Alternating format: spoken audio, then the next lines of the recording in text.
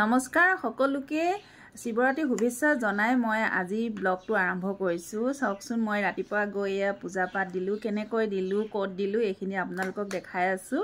খুব ভাল লাগিলে আজি মনটো। চাওকচোন আজি পূজা দি খুব ভাল লাগিলে। এয়া আমাৰ ঘৰৰ ওচৰৰে হয় মন্দিৰটো, আপোনাৰ এই চেগুনবাৰী তিনিআলি ব্লক চেগুনবাৰী তিনিআলি আপোনাৰ ভিনেমিল বজাৰ বুলি কয়। এয়া আমাৰ ভাড়াঘৰ বাইদেউ আৰু লগতে মোৰ ছোৱালীও আছে ইয়াত। সকলো ৰাইজে সকলো জনগোষ্ঠী দেখিছেনে আহিছে ইয়াত, সকলো অসমীয়া বেংগলী সকলো মানুহ আহিছে। সকলোৱে শিৱৰ দলত গাখীৰ ফুল পূজা চবে সকলো মহিলা বা পুৰুষে তেওঁলোকে তেওঁক আগবঢ়াই দিছে।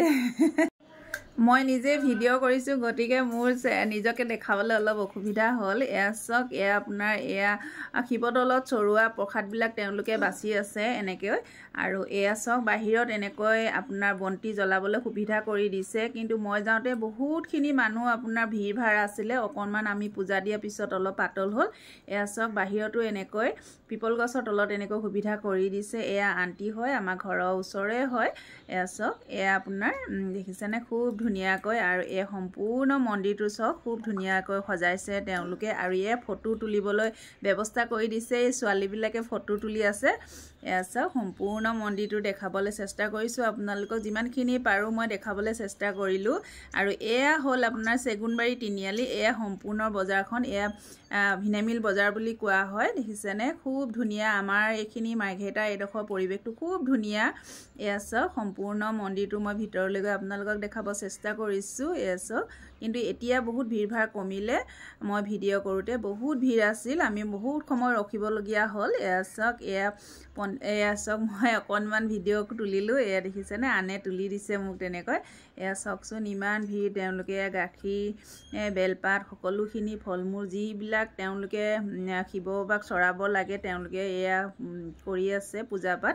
দেখিছেনে খুব ভিৰ ভাৰ, খুব ভাল লাগিলে আজি মনটো পূজা দি আহি খুব মনটো পবিত্ৰ, একদম কিবা এটা ফূৰ্তি ভাল লাগি আছে। এয়া হ'ল মোৰ ছোৱালী, এয়া হ'ল ভাগিন, ডাঙৰ ভাগিন, এয়া মোৰ বাইদেউ ভাগৰ ছোৱালী। এয়া দেখিছেনে এওঁলোকে এয়া বন্তি জ্বলাবলৈ এয়া বাহিৰলৈ ওলাই আহিছে।